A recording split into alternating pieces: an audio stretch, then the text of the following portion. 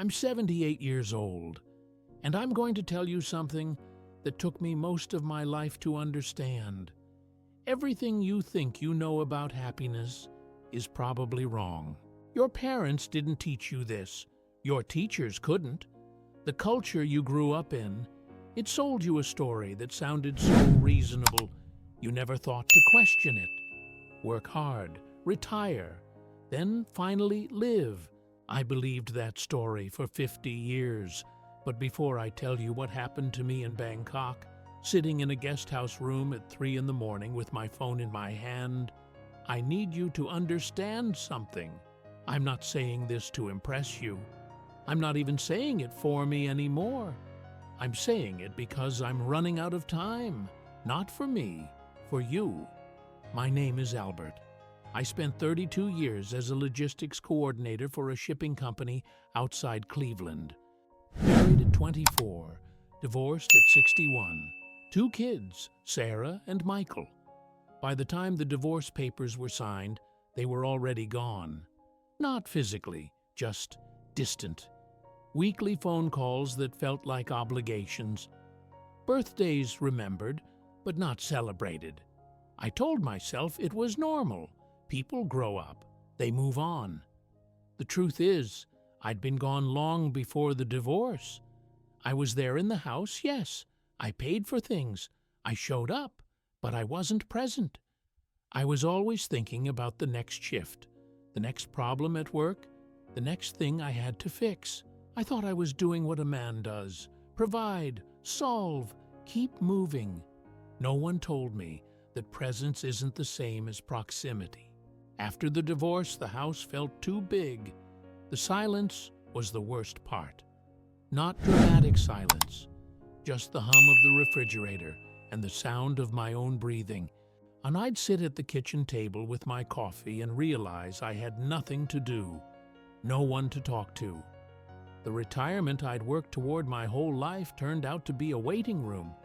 I started spending time online, forums, videos, stories about men who'd left the States and found something better: cheaper living, warmer weather, women who appreciated you. It all sounded so simple. Bangkok wasn't a decision, it was an escape. I arrived in February of 2019, 63 years old. I rented a small room in a guest house off Sukhumvit, the kind of place where expats end up when they don't want to think too hard about what they're doing. It was hot, loud, alive in a way Cleveland never was. I'm an employee at a bar on Walking Street. I'm not going to lie to you about what kind of bar it was. You already know. She was 29. She laughed at my jokes even when they weren't funny. She held my hand in public. For the first time in years, I felt like someone wanted me there. I'm not going to tell you she was perfect. I'm not going to tell you she was a villain either. She was a person. She had a kid back in Isan. She sent money home. She worked long hours. And yes, she needed help, financial help. At first, I told myself I was being generous. A few $100s here and there. It felt good to be needed, to matter. But slowly, it became more. Her grandmother was sick. Her brother needed help with a motorcycle, the roof on her family's house. The debts piled up, and I kept saying yes because saying no would mean admitting what we both already knew. I wasn't her boyfriend. I was a solution. Here's the thing. No one tells you about loneliness. It makes you stupid. Not in an obvious way. You still think you're in control. You still think you're making smart decisions, but you're not. You're just trying not to feel the weight of all those empty hours. I didn't tell Sarah or Michael I was in Thailand. Not at first. When they asked where I was living, I said I was traveling, seeing the world. They didn't push. I told myself it was because they respected my privacy. The truth is, they didn't care enough to ask twice. That hurt more than I let myself admit. I stayed in Bangkok for 3 years. I moved into a small apartment with Ploy. She cooked for me. We watched TV together.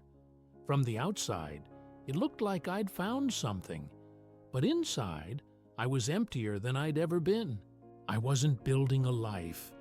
I was hiding from the one I'd already lost. The money drained slowly. My savings account, which I thought would last 10 years, started looking thin. I got angry.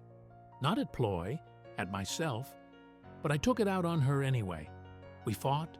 She cried. I apologized. We'd go a week without talking, sleeping in the same bed like strangers. And through it all, I didn't call my kids. I told myself I'd reach out when things were better, when I had something to show for myself, when I wasn't ashamed. The turning point came in a hospital waiting room. I woke up one morning in May with chest pain. Not dramatic, just a tightness that wouldn't go away. Ploy took me to a private hospital. The doctors ran tests.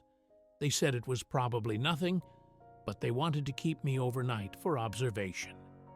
I sat in that waiting room for 2 hours, watching Thai families come and go, mothers holding their sons' hands, husbands sitting next to their wives, quiet but present. And I realized I had no one to call. Ploy was there, but she was on her phone texting someone. We hadn't spoken that morning except to say we needed to go. I pulled out my phone and looked at my contact list. Sarah, Michael. I hadn't called either of them in 4 months. I could call now, tell them I was in the hospital. But what would I say? Hey, it's Dad. I'm in Bangkok. I've been living with a woman I met in a bar. I spent most of my savings. I didn't tell you because I was embarrassed, but I'm scared, so I thought I'd reach out. I put the phone back in my pocket. That's the moment I understood what I'd lost. Not money, not time, connection. You can't rebuild years. You can't undo distance with a single phone call. I'd spent so long running from the silence that I'd made it permanent. The doctors cleared me. It wasn't a heart attack, just stress. But something in me broke that night. I left Bangkok 6 months later. I didn't tell Ploy I was going until 2 days before my flight. She cried. She asked if I'd send money.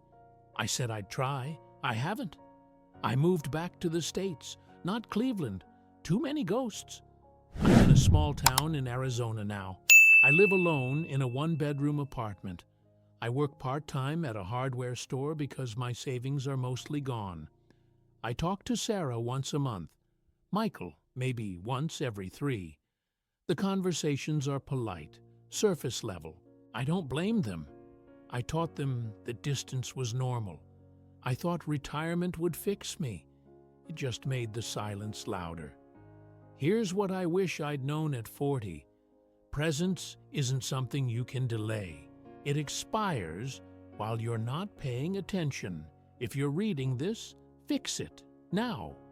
Because one day you'll be sitting in a waiting room with your phone in your hand, realizing the people you loved most are just names on a screen.